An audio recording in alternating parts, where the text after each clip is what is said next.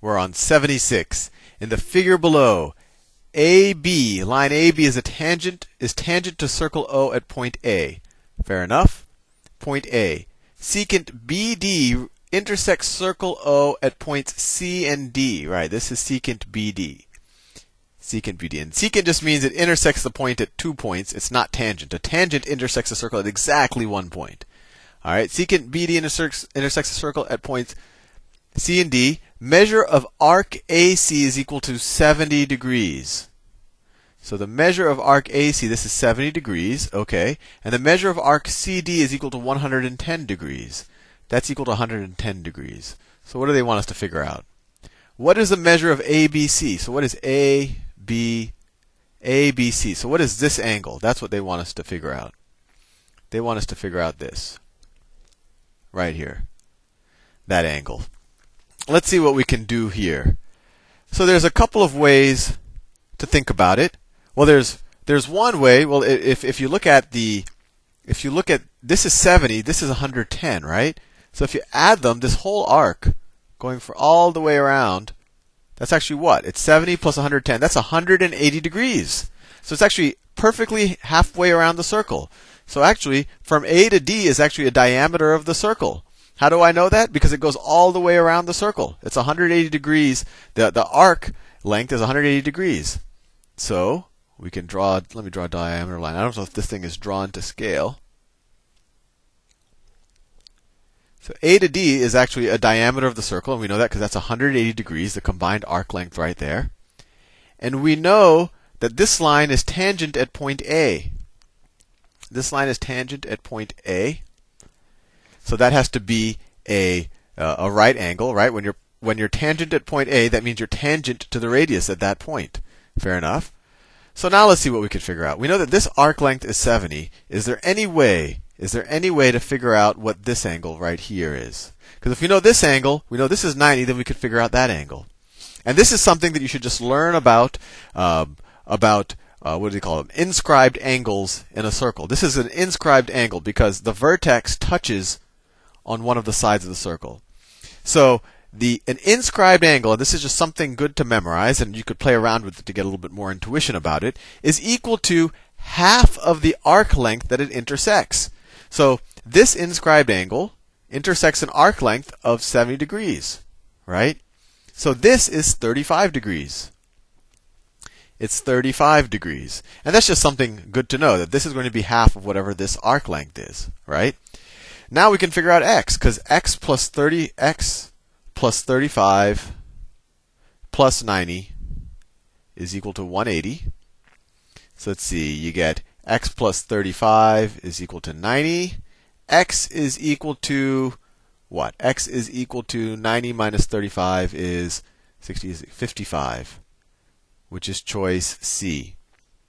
Now there's another way you can do this, and this is another interesting thing about lines that intersect in circles, is that this angle measure right here, if it's sitting outside of the circle, and I think there might be ones where it's sitting inside the circle later on, but if it's sitting outside of the circle, it's equal to 1/2 the difference of the arc measures that it intersects. So example, it intersects this arc measure of 70, and it also has this arc measure right here. Right? When it hits the circle and it intersects at 70 degrees, and when it exits the circle, it has this arc measure. This arc measure, we already figured out, is 180 degrees, because that's 180 degrees. So you know that this angle right here, you could say that x is equal to 1/2 the difference of these two arc measures. And that we can do that because x is outside of the circle. If x was inside the circle, then x would be 1/2 the sum of the two measures. So what's the difference? It's 180 minus 70. So that's equal to 1/2 times 110. So that is equal to 55 again. So it's nice to see that math works correctly no matter how you do the problem. Problem 77. In the circle shown below, the measure of arc PR is 140 degrees, sure enough. The measure of angle RPQ is 50 degrees. Okay, that's 50 degrees. What is the measure of arc PQ? what is this arc right there? So we could use what we learned in the last problem.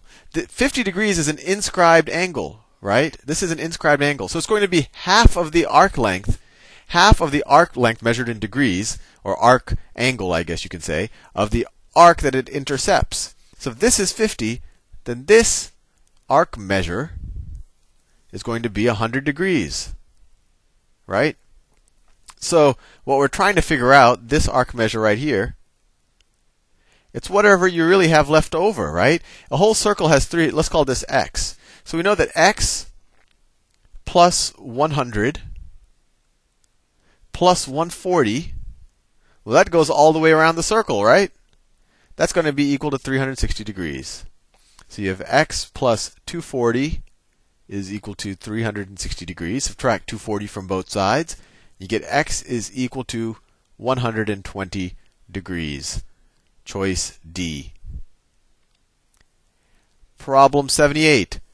The vertices of triangle ABC are, okay, A is 2, 1, B is 3, 4, and C is 1, 3. If triangle ABC is translated 1 unit down, so 1 unit down means that we're subtracting 1 from the y's, right? And 3 units to the left, so that means you're subtracting 3 from the x's. To create triangle DEF, what are the coordinates of the vertices of DEF? So let's see. We have A was 2, 1, 2, 1, and that's going to be translated to, let me write it neater. A is 2, 1, and that's going to be translated to point D. And what do they say? 1 unit down. 1 unit down means the y decreases by 1. So the y coordinate is going to be, decrease that by 1, you get 0. And 3 units to the left. So that means you decrease the x coordinate by 3. So 2 minus 3 is negative 1. Negative 1. Actually, just looking at the choices, we're already done. Right? D is the only choice that had a negative 1, 0. But let's look at the other ones. Maybe somehow they changed the lettering or something. Let's see. Point B was 3, 4. 3, 4.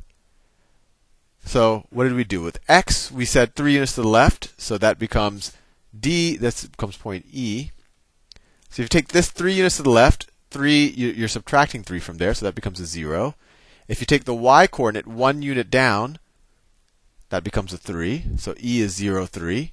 So that's still consistent with this. And let's just make sure that the F works. So C was 1, 3. If we take 3 away, right? We shifted to the left by 3, so that's taking the 3 away from the x coordinate. So that's minus 2.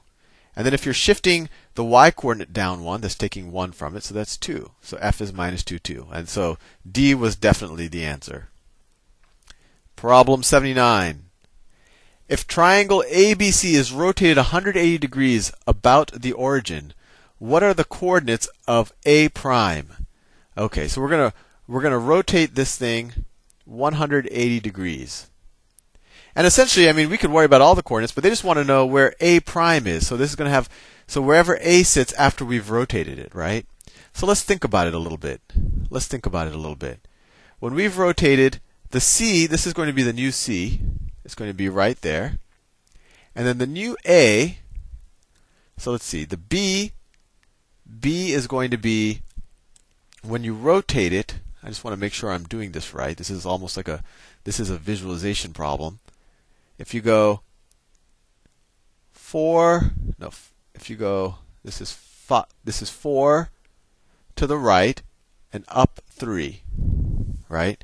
So if you were to rotate it around, if you were to rotate, let's say this little arrow I drew with the 4, if I were to rotate that 180 degrees, I just want to make sure I do it right, then that's going to be 4 this way, right? That's going to be 1, 2, 3. It's going to be 4 this way. So you're going to be at that point. And then you're going to go, instead of 3 up, you're going to go 3 down. So it's going to go 3 down. 3 down.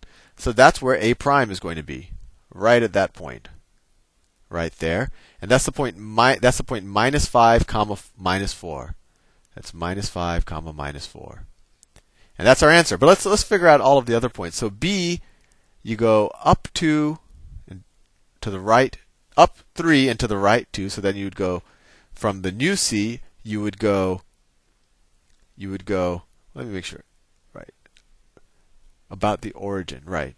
So the new C, I'm just trying to make sure I'm right. The new C would go, the new B, you'd go 3 down to the left. Okay, it'd be there. So that's the new B, right. And so that looks right. That's what the triangle is going to look like. This is B prime, this is A prime, this is C prime. Right? This is the new triangle when you rotate it 180 degrees. That was a challenging visualization problem, but the key thing is just to keep visualizing going around 180 degrees. So -5 comma -4, that's choice A for A prime. Problem 80. Problem 80. Let me switch to a better color. Trapezoid ABCD below is to be translated to trapezoid A prime, B prime, C prime, D prime by the following motion rule. Okay? What will be the coordinates of vertex C prime? Okay, so that's all we have to worry about. We're at C and we're going to translate it to some C prime. What are the coordinates of C? C is x is equal to 5 and y is equal to 1. So what's C prime going to be equal to? C prime, we'll just use this mapping rule. You add 3 to the x, so it's going to be 8. And you subtract 4 from the y. So 8, 1 minus 4 is -3. 8 minus 3. And that's choice D. And we're all done. We're all done with the entire California Standards geometry test. And frankly, I started off grumbling a little bit because I thought they were getting a little bit too obsessed with the terminology. But overall, I think this was a pretty good test. And if you understood every problem on this exam, I think you know your geometry pretty well. Anyway, see you in the next video. Although this is the last in this geometry series.